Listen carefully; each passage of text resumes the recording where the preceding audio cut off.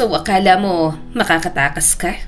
Magfa-file ka ng annulment ng palihim, tapos kukunin mo pa lahat ng pinaghirapan ko? Ang ipon ko, ang bahay ko? Mangarap ka muna, Greg. Mahina pero mapanganib ang pagkakasabi ni Kimberly. Parang ahas na handang manuklaw. At sa isang iglap, may malakas na kalabog. Sumara ang malaking pintuan ng kanilang bahay sa Ayala, Alabang.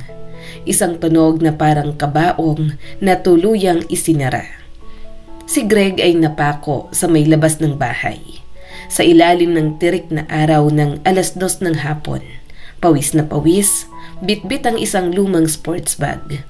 Sa loob nito, 2 pares ng medyas, isang toothbrush, isang t-shirt na kupas na. Yun lang ang naisalba niya habang nagwawala si Kimberly. Habang isa-isa nitong ibinabato sa marmol na sahig ng sala ang kanyang mga gamit. 1 oras pa lang ang nakalipas, pakiramdam niya ay henyo siya. 1 oras pa lang ang nakalipas, may plano siya.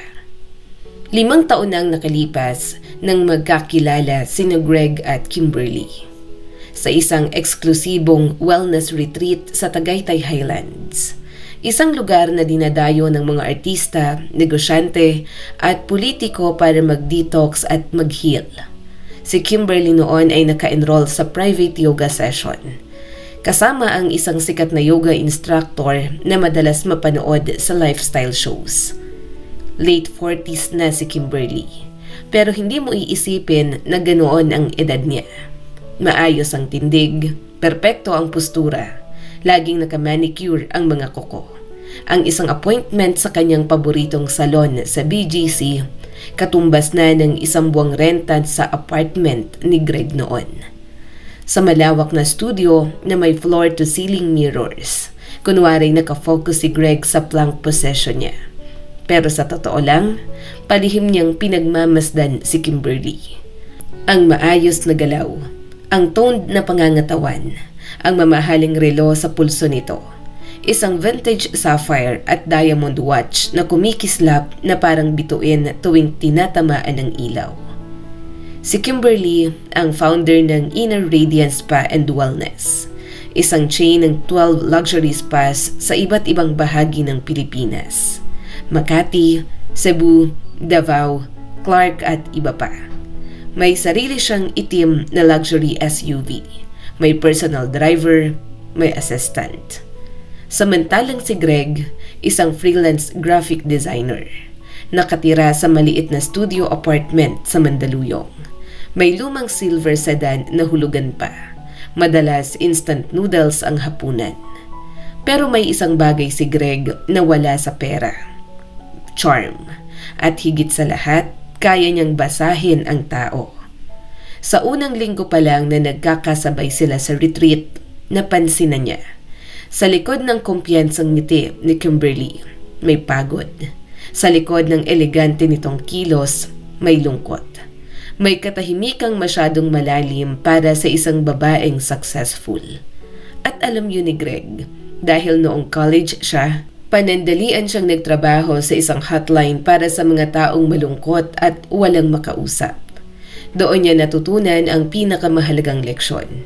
Hindi lahat ng may pera ay masaya. Hindi lahat ng tagumpay ay buo. Isang hapon pagkatapos ng session, nakangiting lumapit si Greg sa babae. Kimberly, tama po ba? At tanggalin niyo kanina sa crow pose. Hindi biro yun. Bahagyang napangiti si Kimberly. Talaga? Akala ko nga babagsak na ako. Kung babagsak man kayo, sigurado may sasalo. Mahinang tawa ni Greg. Isang simpleng linya pero tumimo. Isang araw, isang pose sa yoga na medyo delikado. Isang sandaling kailangan ng tulong. Pwede mo ba akong i-spot? Medyo hirap ako sa pose na to. Nakangiting sabi ni Greg pero may halo ng hiya. Simple lang sana ang tanong. Karaniwan ang sagot ng isang katulad ni Kimberly ay, sabihin mo sa instructor, pero hindi. Hindi siya umalis. Sa halip, tumayo siya sa likod ni Greg. Inayos ang balikat nito, hinawakan ng bahagya ang braso. Relax ka lang, huwag mong pilitin. Breathe. Isang simpleng interaction. Pero doon nagsimulang magbukas ang mga pinto. Sa mga sumunod na araw, mas dumalas ang usapan nila. Si Greg na halos isang buwan pa lamang na pumupunta sa retreat sa Tagaytay, biglang naging eksperto sa holistic wellness. Alam mo, Kim, hindi lang kasi katawan ang piniprepare dito, pati mindset. Energy alignment, malaking bagay yun sa success. Kunwaring passionate na sabi ni Greg. Tahimik na nakikinig si Kimberly. Parang bawat salitang lumalabas sa bibig ni Greg ay may lalim. Parang may saysay. At kapag siya naman ang nagkukwento tungkol sa kung paano niya sinimulan ang Inner Radiance sa isang maliit na rental space sa Makati. Kung paano siya nag-loan para lang makabili ng unang equipment. Kung paano siya niloko ng dating business partner. Hindi umiwas si Greg, hindi siya nabore, hindi siya nag-check ng phone. Nakatingin siya ng diretso. Para bang ang mga sinasabi ni Kimberly ay ang mga lihim ng universe. At higit sa lahat, hindi siya tiningnan ni Greg bilang ATM. Tiningnan siya bilang babae. Hindi madaling nahulog si Kimberly. Hindi siya impulsive, hindi siya bata. Pero unti-unti, 3 linggo matapos ang unang pag-uusap, nagkape sila sa isang tahimik na cafe overlooking Taal Lake. 1 linggo pa, nag-dinner sila sa isang maliit pero classy na bistro sa BGC. Habang si Kimberly ay relax lang, si Greg ay palihim na tinitingnan ang presyo sa menu. Isang pasta, katumbas ng kalahating linggong grocery ko dati, sa isip ni Greg. Pero ngumiti siya. Kumilos na parang sanay. 1 buwan nang lumipat si Greg sa penthouse condo ni Kimberly sa Rojas Boulevard. Isang maluwang na unit na may floor-to-ceiling windows. Tanaw ang kumikislap na Manila Bay tuwing gabi. Unang gabi niya roon, halos hindi siya makatulog. Hindi sa kaba, kundi dahil sa excitement. Parang panaginip. Mahinang bulong ni Greg habang nakahiga sa malambot na kama. Ang 6 na buwan matapos silang magsama, may sorpresa si Kimberly. Sa parking lot ng kondo, may nakaparadang bagong sasakyan. Isang slate gray luxury sedan, kumikinang at amoy bago. Kim, kanina to? Gulat na tanong ni Greg. Ngumiti si Kimberly at iniabot ang susi. Sa'yo, para hindi ka ma-conscious kapag sumasama ka sa mga events ko. Nanlambot ang tuhod ni Greg. Hindi dahil sa emosyon, kundi dahil sa realization. Iba na talaga ang kanyang buhay. 1 taon matapos silang magkakilala, ikinasal sila. Sa isang vineyard estate sa Tagaytay. Isang venue na ang renta pa lang sa reception hall, halos katumbas ng taunang kita ni Greg noon bilang freelancer. Puting bulaklak, string quartet, mga negosyanteng nakabarong at designer gowns. Greg, tinatanggap mo ba si Kimberly bilang iyong kabiyak? Opo, may kumpiyansang sabi ni Greg. At ikaw, Kimberly? Saglit siyang tumingin kay Greg, may tiwala sa mga mata. Opo. At doon, nagsimula ang paraisong inakala ni Greg na hindi na matatapos. Almusal sa kama, inihahanda ng matanda pero mabait na kasambahay na si Aling Rosa. Fresh mango juice, perfectly cooked omelette, mainit na pandesal. Tanghalian sa mga upscale bistro sa Makati. Isang bill, mas malaki pa sa dati niyang weekly earnings. Shopping sa Greenbelt, business class tickets papuntang Singapore at sa iba pa nilang bakasyon. At sa bawat araw na lumilipas, mas nasasanay si Greg. Mas nagiging komportable, mas nagiging kampante. Pero may isang bagay na hindi niya napansin. Habang siya'y nasanay sa marangyang buhay, si Kimberly ay patuloy pa ring nagtatrabaho. Late umuuwi, meeting dito, meeting doon. Expansion plans, investors, at minsan habang nasa balcony sila. Greg, minsan naiisip ko, mahal mo ba talaga ako? O mahal mo ang buhay na meron tayo? Mahinang tanong ni Kimberly. Natigilan si Greg. 1 segundo, 2, pagkatapos ay ngumiti ito. Anong klaseng tanong yan? Siyempre ikaw. At hinalikan niya ito sa noo. Pero sa kaibuturan ng kanyang isipan, hindi niya sinagot ang tanong. Sa simula, totoo ang saya. O baka akala lang niya. Dahil ang paraisong madaling nakuha, madali ring mawala. At habang si Kimberly ay nagmamahal ng buo, si Greg ay unti-unting nag-iipon ng ibang plano. Hindi para sa pamilya, hindi para sa kinabukasan, kundi para sa sarili.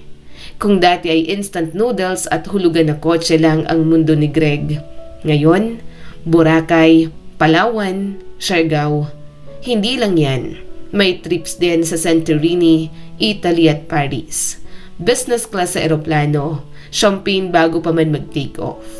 Unang beses niyang umupo sa malapad na leather seat na halos kama na ang itsura.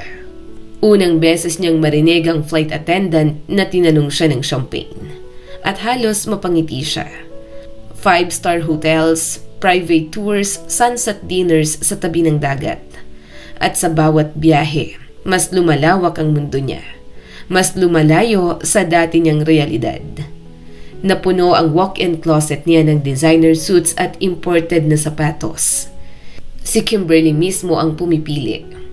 Mas bagay sa'yo to, slim fit, naka-define ang shoulders. Sabi ni Kimberly, hawak ang coat at may lambing ang boses. Inaayos niya ang collar nito, pinipili ang tamang kulay, tinitiyak na perfect ang sukat. Parang asawa, parang ina, parang stylist. Makalipas ang ilang buwan, nagdesisyon si Greg na tumigil siya sa freelance work sa ngalan ng paghahanap ng tunay na calling. Nag-enroll siya sa photography workshops, sumubok ng interior design classes. Pero sa totoo lang, mas madalas siyang nasa bahay. Naglalaro sa high-end gaming console na regalo ni Kimberly. Nakakatanggal ng stress, sabi ni Greg. Lumalabas kasama ang barkada sa BGC. Nagpo-post ng litrato ng imported craft beer at makukulay na cocktail. Caption, Living the Creative Life. Pero sa kaibuturan niya, may kumikirot. Hindi siya mukhang asawa. Para siyang dekorasyon, isang magandang accessory sa buhay ng isang matagumpay na babae. Unang taon, parang ulap, magaan, masaya. Ikalawang taon, may napapansin na siya. Sa mga gala events, "This is my Greg, he's a creative soul," nakangiting sabi ni Kimberly sa mga bisita. Creative soul, hindi negosyante, hindi partner, hindi equal. Creative soul ang tawag nito. Sa mga fine dining restaurant, kay Kimberly palagi inaabot ang bill. Sa taxi, sa kanya nagtatanong ang driver kung saan pupunta. Unti-unting bumibigat ang pakiramdam ni Greg. Sa ikatlong taon, tinanggap niya ang katotohanan. Isa siyang kept man. Isang gwapong palamuti sa masiglang buhay ng isang matagumpay na businesswoman. Nangyari ang lahat sa ika-50 taong kaarawan ng kapatid ni Kimberly, si Roberto, isang kilalang real estate tycoon sa Pilipinas. Ang venue, isang exclusive yacht club sa Manila Bay. Crystal chandeliers, champagne towers, mga taong naka-custom tuxedo at couture gowns. Naupo si Greg sa mahabang mesa. Sa kaliwa niya si Kimberly. Sa kanan ay isang pinsan nitong business analyst na sobrang talas magsalita. Sa paligid nila, usapan tungkol sa real estate acquisition sa BGC, pagtaas ng market trends, tech startups, AI at blockchain projects na umano'y magdadala ng milyon-milyong kita. "Kakakuha lang namin ng panibagong shopping complex sa Alabang. Prime location." Mataas ang boses at proud na sabi ni Roberto. Kasunod nun ang malakas na palakpakan. "And we're opening a new eco luxury wellness resort in Palawan next year," sabi pa ni Kimberly. Mas maraming papuri ang sumunod. Tahimik si Greg, ngumingiti, tumatango-tango. Ang pinakamalaking business experience niya, magbenta ng website design sa maliit na negosyo. Ilang sandali, tumingin sa kanya ang pinsan. "At ikaw, Greg, Ano ang next big venture mo? Nakatitig ang buong mesa sa kanya. Parang spotlight na tumututok kay Greg. Nanuyo ang lalamunan niya. I'm exploring creative concepts, branding, visual direction. Mabagal na tango, magaang ngiti, pero alam niya, hindi siya kabilang sa mundong yon. At sa unang pagkakataon, hindi siya nakaramdam ng swerte. Nakaramdam siya ng panliliit, nakaramdam siya ng inggit, hindi kay Kimberly, kundi sa sarili niyang kakulangan. Habang pauwi sila sa kotse, tahimik ang biyahe. Sa salamin ng bintana, nakita niya ang sarili. Naka-designer suit, naka-luxury watch, pero walang sariling pangalan sa mundo. Ano ba talaga ako? Tanong niya sa sarili. Doon nagsimulang mamuo ang bagong damdamin. Hindi na pasasalamat, kundi pride, hindi na pagmamahal, kundi insecurity. Sa ika-4 na taon ng pagsasama nila, hindi na partner ang tingin ni Greg sa sarili niya. Isa siyang exhibit, isang mamahaling art installation sa loob ng buhay ni Kimberly. Pinapansin, hinahangaan, pero walang sariling galaw. Sinuri ni Greg ang sitwasyon niya, hindi bilang asawa, kundi bilang strategist. Ang penthouse na 1,400 square feet na may panoramic view sa lungsod, nakapangalan kay Kimberly. Ang charcoal gray luxury car, sa kanya rin. Ang investment portfolios na umaabot sa milyon-milyong dolyar, sa kanya rin. Kahit ang platinum credit card na araw-araw niyang ginagamit, extension lang ng account ni Kimberly. Sa mata ng batas, wala siyang sariling pag-aari. Wala siyang sariling pangalan sa assets. Isa siyang multo, isang magandang anino sa loob ng marangyang realidad ng iba. At hindi lang yon, napansin niya rin ang pagbabago sa tingin ni Kimberly. Nung una, tinitingnan siya nito na parang batang nagbubukas ng pinakahihintay na regalo. May paghanga, may kilig, may paghanga sa creative soul. Ngayon, may pagmamayari, may pagod, parang pag-aalaga sa imported sculpture. Maganda, bagong-bago, bagay sa curated na buhay. Pero, bagay lang.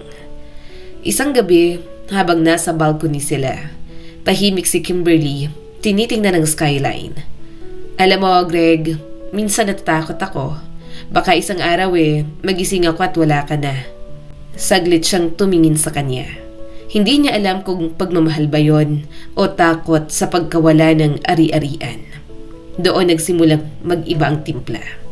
Hindi na lang insecurity, kundi survival instinct. Kung sakaling magbago ang isip ni Kimberly, ano ang mangyayari kay Greg? Saan siya pupunta? Ano ang mayroon siya? Sa utak niya, may isang ideya na unti-unting nabuo. Kung sa papel, multo siya, baka kailangan niyang gumawa ng hakbang bago pa siya tuluyang mawala. Hindi para sa pag-ibig, kundi para sa seguridad. Tuwing may public event sila, aayusin ni Kimberly ang coat niya. Hihilahin ng bahagya ang laylayan. Tuwid ang collar, ayos ang cufflinks. Perfect, ready ka na.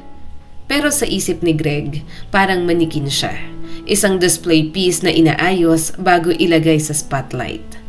Kapag ipinapakilala siya, "This is my Greg." My Greg. Parehong tono na ginagamit niya kapag sinasabing, "My new limited edition collection piece."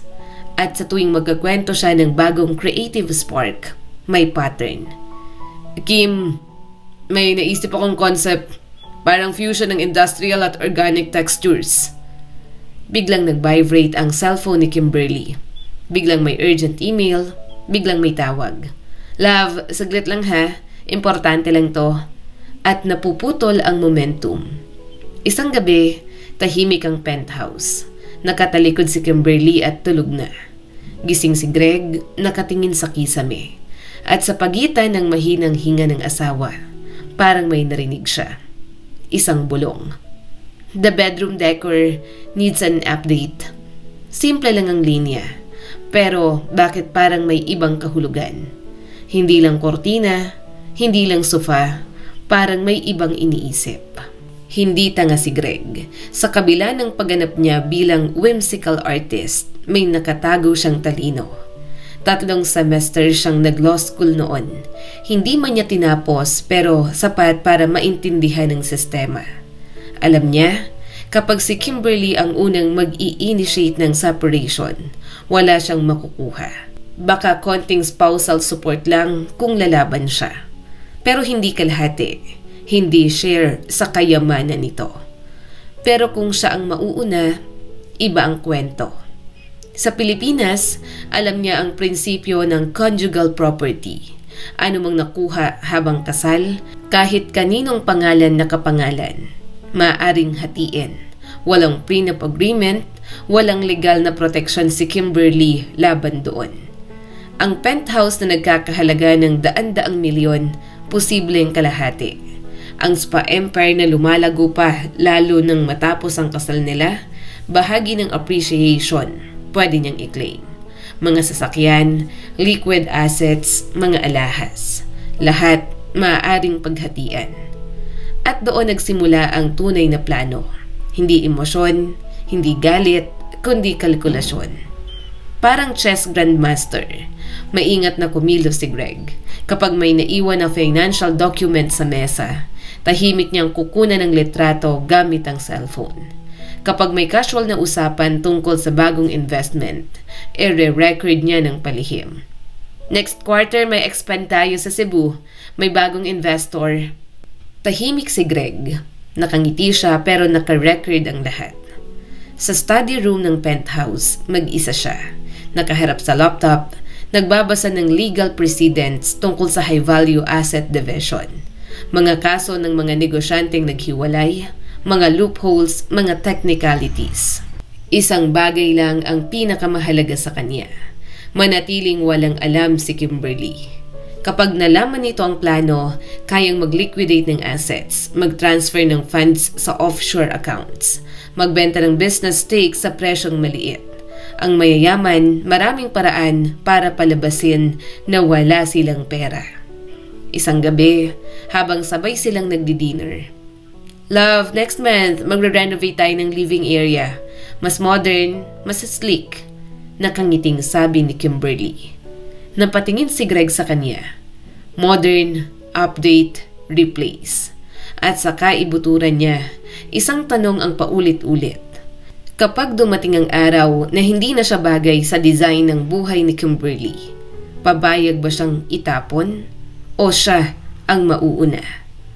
At doon tuluyang nabuo ang desisyon, hindi na siya magiging dekorasyon.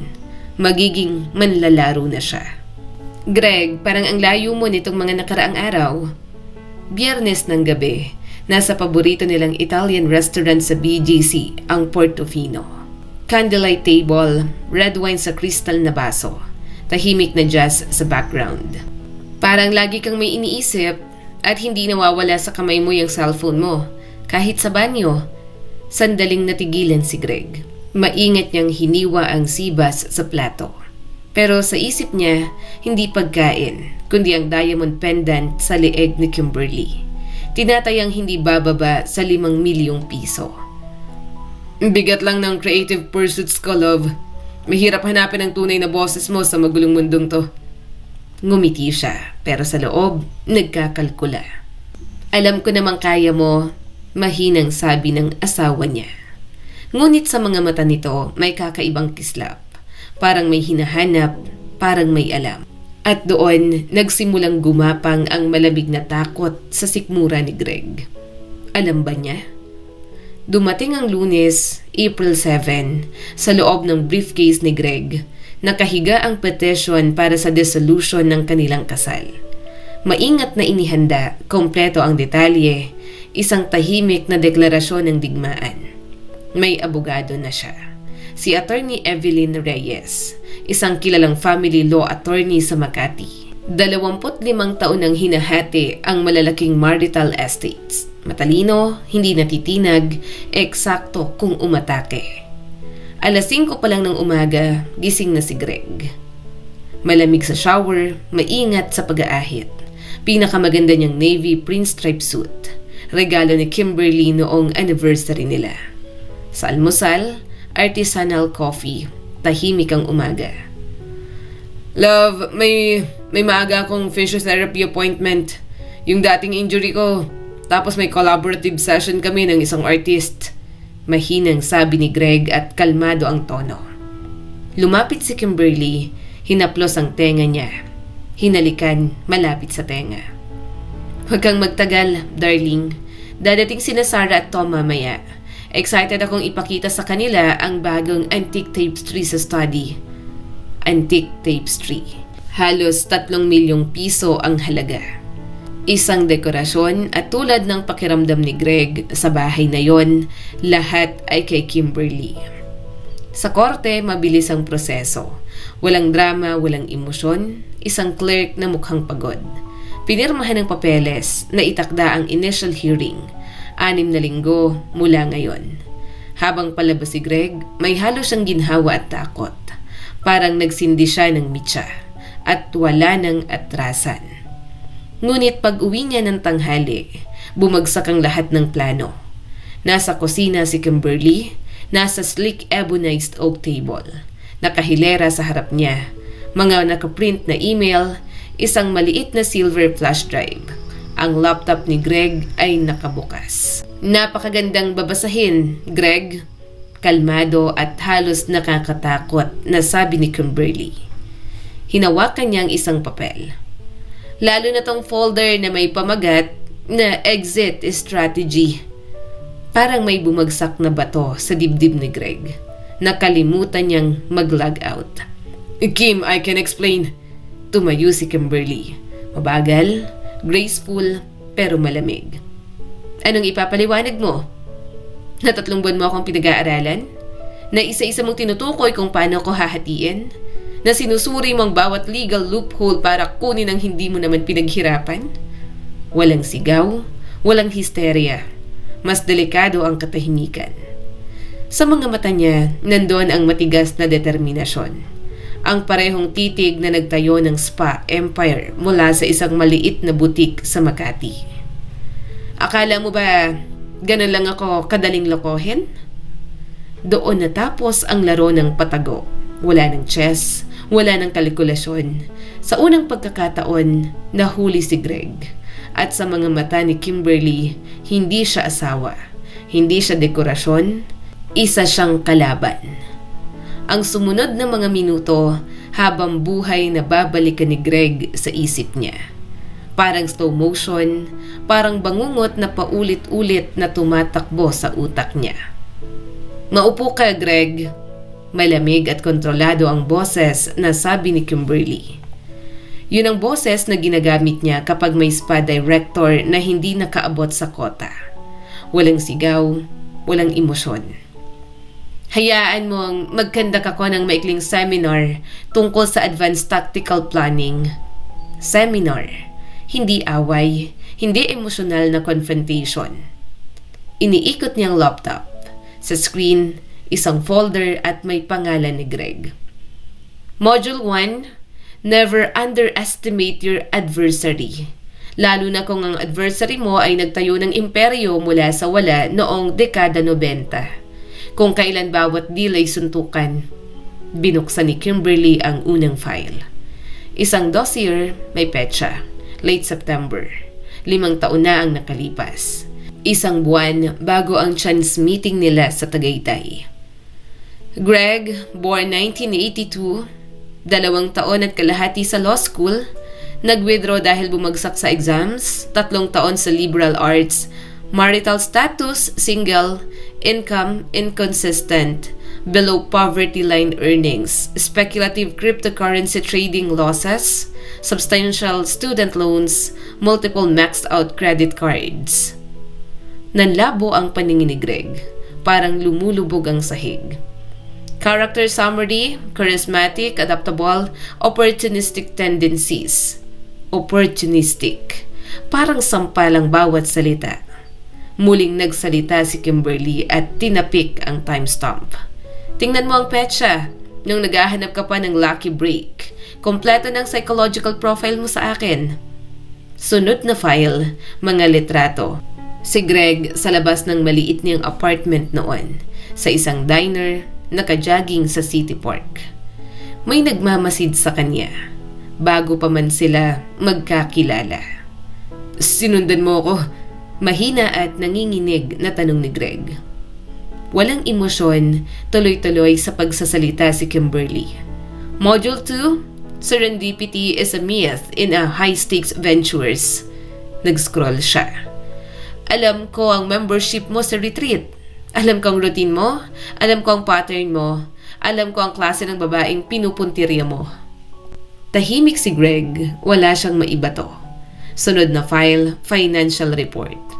0 income sa loob ng 4 na taon. Legal na usapan? Oo, may posibilidad kang makahati. Pero, hindi doon nagtatapos. Kapag ang isang asawa ay napatunayang hindi nag-ambag sa marital estate ng walang sapat na dahilan, may diskresyon ng korte na lumihis sa 50-50 division. Nanlamig ang batok ni Greg. 4 na taon kang walang meaningful income, walang seryosong paghahanap ng trabaho. Mas tumalim ang tono ni Kimberly. Paano mo kukumbinsihin ng judge na pinilit kitang maging artist? Nag-click siya ulit. Mga litrato. Si Greg sa rooftop bar sa BGC. Sa infinity pool ng resort sa El Nido. May hawak na mamahaling cocktail. Naka-designer sunglasses. Ito ba ang artistic struggle? Tahimik ang kusina. Sa korte, ang makikita nila ay isang recreational dependent. Isang lalaking ginamit ang yaman ng asawa. At ngayon, gustong agawin ang kalahati ng pinaghirapan niyang legacy. Sa bawat click ng mouse, nabubura ang kumpiyansa ni Greg. Sa bawat salita, nababaklas ang mga plano niya. Bakit mo ginawa to? Saglit na natahimik si Kimberly. At doon lang nagbago ang tono niya. Hindi galit, hindi paghihigante, kundi realidad. Dahil hindi ako yumaman sa pagiging tanga. Isang mahabang pause. Alam kong hindi ako perpekto, Greg. Alam kong may mga insecurities ako. Pero hindi ako bulag. Lumapit siya ng kaunti. Akala mo ba, ikaw lang ang marunong magplano? Sa sandaling yon, naintindihan ni Greg ang totoo. Hindi siya ang chess master. Isa lang siyang piyesa. Isang target na matagal nang pinag-aralan. At ang paraisong inakala niyang natagpuan niya, isang arena pala. Pero prelude pa lang yan, Greg. May kakaibang kislap sa mga mata ni Kimberly. Hindi galit, hindi emosyon, kundi kontrol. Naalala mo ba ang penthouse natin? Napasinghap si Greg. Siyempre, yung condo natin sa Rojas Boulevard, yung may view ng Manila Bay. Binili ko yon bago pa tayo ikasal. Hindi yan conjugal property. Parang kutsilyong dumiretso sa dibdib niya ang mga salita. At yung luxury sedan na minamaneho mo, nakapangalan sa'yo, tama? Tumango si Greg at nalilito. Binili ko yon pagkatapos ng kasal, oo. Pero mula sa personal account ko. At may verbal agreement tayo na babayaran mo ang buong halaga kung sakaling maghiwalay tayo o ibenta yon. Namumutla si Greg. Hindi niya maalala kung kailan niya yun sinabi. Pero alam niyang maaaring totoo. Ngayon, tungkol sa negosyo, inner radiance pa. Imperyong akala niya kalahati ay magiging sa kanya. Akala mo lumago ang value ng kumpanya habang kasal tayo at may karapatan ka sa kalahati ng growth. Sinubukang magsalita ni Greg, pero hindi lumabas ang boses niya. Diretsyong nagsalita si Kimberly. Bawat pisong kinita ng kumpanya nitong mga taon, ibinalik ko agad sa expansion. Bagong branches, bagong kagamitan, training ng staff, acquisition ng maliliit na spa. Sandali siyang tumingin sa kanya. Hindi ako nagwi-withdraw ng dividends bilang personal income. Walang joint marital income na maituturing. Isang mahabang katahimikan ang sumunod. Sa legal na pananaw, ang pagtaas ng value ng negosyo ay hindi dahil sa personal reinvestment ko at sa trabaho ko. Hindi siya joint effort. Unti-unting bumuo ang katotohanan sa isip ni Greg. Wala siyang hawak, walang alas, walang kalaban-laban. Ilang araw matapos ang komprontasyon, nakatayo si Greg sa marmol na hagdanan ng grand entrance. Terik ang araw sa alabang, bitbit ang mumurahing eco bag. Isang pares ng medyas, isang lumang sapatos. Yun lang. Doon niya tuluyang naunawaan, hindi siya basta natalo. Na-outmaneuver siya. Na-outplayed, natalo bago pa man magsimula ang laro. Lahat ng buwan ng self-discovery, lahat ng encouragement ni Kimberly na sundan ang passion niya, lahat ng reassurance na partnership of souls sila, hindi yon pagiging bulag. Pagiging maingat yon. Binubuo ni Kimberly ang ebidensya laban sa kanya. Nag-vibrate ang cellphone ni Greg. Isang text message mula kay Kimberly. Nasa public storage unit sa Pasig ang mga gamit mo. Isasend ko bukas ang access details. Isang pause, may isa pang mensahe. At Greg, sa susunod, aralin mong mabuti ang playing field. Sa domestic law, tulad ng negosyo, ang panalo ay hindi napupunta sa marunong lang sa rules, kundi sa marunong gumamit nito. Unti-unti umupo si Greg sa hagdan. Sa unang pagkakataon sa loob ng 4 na taon, may isang malinaw na katotohanan sa isip niya. Kailangan niyang magtrabaho. Isang totoong trabaho. Sa loob ng tahimik at malinis na penthouse, nagbuhos si Kimberly ng isang baso ng rose wine. Tahimik siyang nagmumuni-muni. Walang galit, walang paghihiganti, may bahagyang awa. Pero alam niyang ang awa ay kahinaan. Minsan, ang pinakamabisang paraan para protektahan ang pinaghirapan mo ay hayaan ng kalaban mong ilantad ang tunay niyang intensyon. Sa negosyo, sa buhay, may mangangaso at may hinahabol.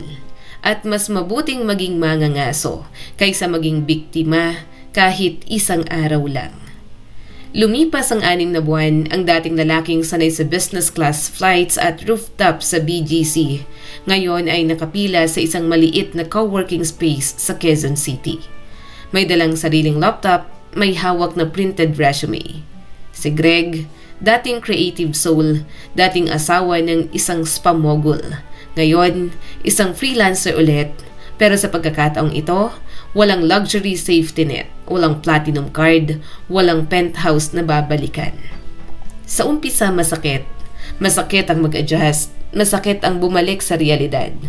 May mga gabi na nakahiga siya sa maliit na inuupahang studio unit sa Cubao. Tinitingnan ang kisame. At paulit-ulit na bumabalik sa isip niya ang tanong, saan ako nagkamali? Hindi siya biktima, hindi rin siya ganap na kontrabida. Isa siyang taong pinili ang madaling daan. Pinili ang komportableng buhay imbes na ang sariling pagsisikap. Pinili ang imahe imbes na ang integridad. Isang umaga, habang nagkakape siya sa karinderiya sa kanto, may narinig siyang 2 lalaking nag-uusap. Bro, wag kang aasa sa pera ng iba. Iba pa rin ang sarili mong pinaghirapan. Sumagot naman ang kausap nito. Tama, kasi kapag nawala yun ano ka na? Napatingin si Greg sa tasa ng kape. Mapait, pero totoo. Samantala, sa penthouse na tahimik at organisado pa rin, nakatayo si Kimberly sa harap ng floor-to-ceiling window. Tanaw ang kumikislap na ilaw ng Maynila. Wala na si Greg, pero buo pa rin siya. Hindi siya nanalo dahil mas mayaman siya. Nanalo siya dahil mas handa siya. Dahil hindi niya hinayaang maging kahinaan ng pagmamahal. Dahil sa mundo ng negosyo at sa mundo ng relasyon, ang tiwala ay mahalaga. Pero ang pag-iingat ay mas mahalaga. Mahal ni Kimberly si Greg noon. Totoo yun. Pero mahal din niya ang pinaghirapan niya sa loob ng 30 taon. At minsan, ang pagmamahal ay hindi sapat na dahilan para isugal ang lahat. Isang gabi, nakatanggap si Greg ng email. Hindi galing sa abogado, hindi galing sa bangko, kundi mula kay Kimberly. Greg, hindi kita sinira. Pinotektahan ko lang ang sarili ko. Sana balang araw matutunan mong magtayo ng sarili mong mundo. Hindi sa likod ng ibang tao, kundi sa sarili mong lakas. Matagal na nakatitig si Greg sa mensahe. Walang galit, walang sagot, pero may bagong pag-unawa. Hindi pera ang nawala sa kanya, kundi respeto sa sarili. At yon ang kailangan niyang ibalik. Ang kwentong ito ay nagpapaalala sa atin. Sa buhay, hindi sapat ang talino kung wala kang prinsipyo. Hindi sapat ang charm kung wala kang ambag. Hindi sapat ang plano kung mali ang intensyon. Ang yaman na hindi mo pinaghirapan, madaling mawala. Ang relasyon na itinayo sa interes, madaling masira. At ang taong umasa sa iba para mabuhay, laging takot mawalan. Tandaan mo, sa negosyo man o pag-ibig, may mangangaso at may hinahabol. Pero ang tunay na tagumpay, hindi sa panlalamang, hindi sa pananamantala, kundi sa pagiging sapat kahit mag-isa.